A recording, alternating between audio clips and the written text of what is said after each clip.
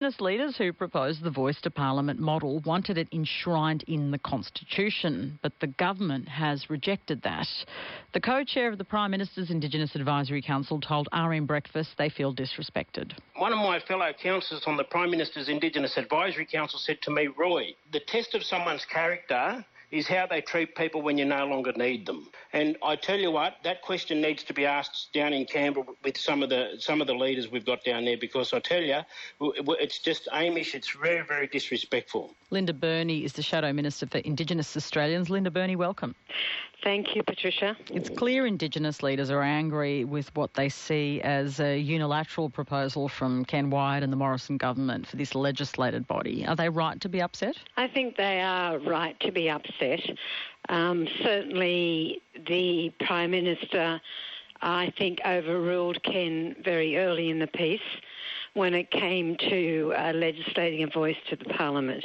But Labor's position remains, as it has been for some time, the same at this point, and that is that we embrace the full content of the Uluru Statement, Patricia, and as you know, that's the national process of truth-telling, the Makarrata Commission, as well as an enshrined voice to the Parliament, and that we will be informed by the co-design process, which I understand the Minister is going to be beginning quite soon. The Minister made it clear in his interview with me, Linda Burney, that he would be meeting with you and other Indigenous people in the Parliament. Of course, he even conceded they're mostly Labor apart from him, and he will be putting these ideas to you. What will you be saying to him? Well, it depends on what the ideas are, and I did watch the interview that you did with Ken Wyatt, Patricia.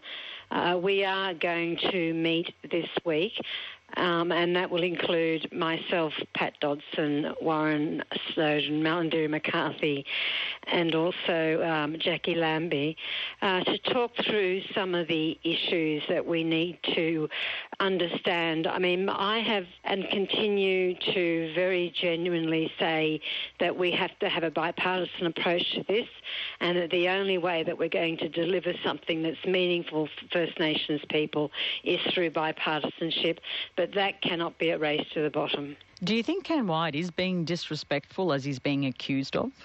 I don't think Ken is being disrespectful. I think Ken has a very difficult challenge in front of him. He is a member of the government, and the Prime Minister has made it very clear that he will undertake a referendum this term, but on recognition only, not enshrining a voice to the Parliament, and the Prime Minister is very clearly talking about a legislated voice.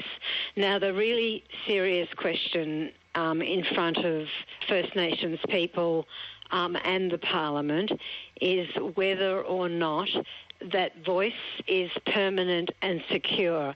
That's, Patricia, why the Constitution has become such an important part of this discussion, is that people remember what happened to ATSIC, that it was dismissed by the government of the day, and they don't want to see another advisory body dismissed. They want it to be secure, and people from Uluru, which was 2 years ago now, see that as being a way to securing that voice is enshrining it in the Constitution. Are there any circumstances in which Labor would support a legislated body if that's the only way? The only circumstance that we are considering is if the co-design process, which is the process that the government needs to undertake with First Nations people, delivers that. We will be informed by what First Nations people actually say. And there's no evidence that they're shifting on this. So what happens, Linda Burney? Because as far as I can see, these are completely opposite positions. I think that's a very reasonable observation, and the point that I have made in relation to Labor is that the co-design process has to begin. We are running out of time, and if you work back from an election that will take place in 2.5 years, we don't have a lot of time to bring something home. But if Aboriginal people, if First Nations people broadly, not just the leadership broadly say that we want an enshrined voice, then that's what Labor is bound to listen to. If, on the other hand, people say, well, we see legislation as a step towards enshrining a voice, then we will listen to that as well.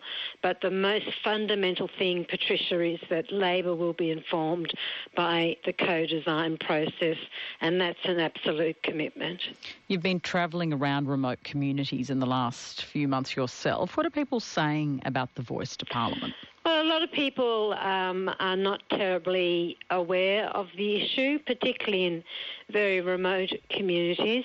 But once you explain it, people say, well, we need to be heard, and very, very wholeheartedly saying that, and I think everyone agrees with this, that there has to be some sort of regional approach to the voice. And as you may have seen, Labor has set out a set of principles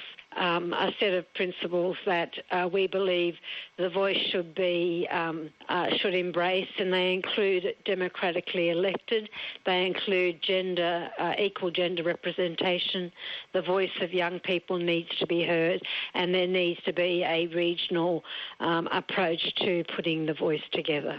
Do you think, given these positions are so different from Indigenous leadership, the people backing Uluru, and the statement from the heart, and the government's very clear position that was articulated by Ken Wyatt in that interview with me, given these different positions, do you think it's realistic that we're going to see a referendum before the next election? Is that timeline even feasible?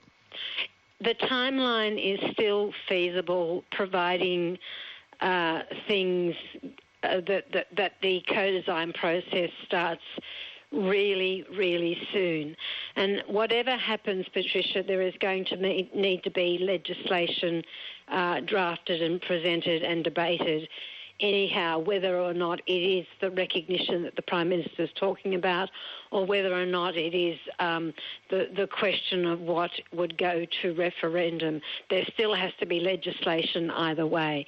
Now, the most crucial thing that I can say to you is that Labor is absolutely committed to enshrining a voice in the Constitution, and we are committed to listening what people, Aboriginal people and Torres Strait Islander people are saying out there in the community. And we also are very committed to the idea of agreement/treaty making under the Makarrata Commission, as well as a national process of truth-telling. Do you believe that the Indigenous Minister will move towards this truth-telling process? Is that one area that you think there can be progress on? I think there can be enormous progress on the area of truth-telling. I gave the Nugget Coombs Memorial Lecture in Darwin a couple of weeks ago, and there were lots of people there from the education sector, and in particular the tertiary sector, and they really did grasp their notion and the importance of truth-telling, particularly when you give examples at a local community level, like the Guaida Shire with the Mile Creek Massacre, Campbelltown Council with the Appin Memorial or the commemoration of the Appin Massacre. It is really a very real way, Patricia, for local communities to come to terms with their story, with their history, and bring about healing. On Saturday, or rather from Saturday, Uluru will be closed to people wanting to climb it. You're going there next Sunday for a Parks Australia event marking the closure. Is this an important moment for Indigenous people in Australia? This is incredibly important. I'm sitting here talking to you and looking at a photograph of the people climbing Uluru, and they look like a swarm of ants going up Uluru. I just find it astounding that people are rushing there to climb it when there is very clear signage at the base of the climb. Please respect first the Aninu. We would like you not to climb. And what's really important for people to understand, Patricia, is that First Nations people, and particularly people that are part of that dreaming track, that songline that starts in Broome and finishes remarkably in Katoomba, the Uluru is a real living, breathing entity. It's not just a big rock in the middle of the desert. It's a living being. And the songline's amazing. It starts with the Seven Sisters in Broome with their flight across the country and remarkably ends with the Three Sisters in Katoomba. It's a really important event. I've met the traditional owners, and when someone gets hurt on their rock, it's their pain too. They feel responsible, which is one of the main reasons that the climb is being ceased. Linda Burney, many thanks for joining us. Thank you very much. Linda Burney is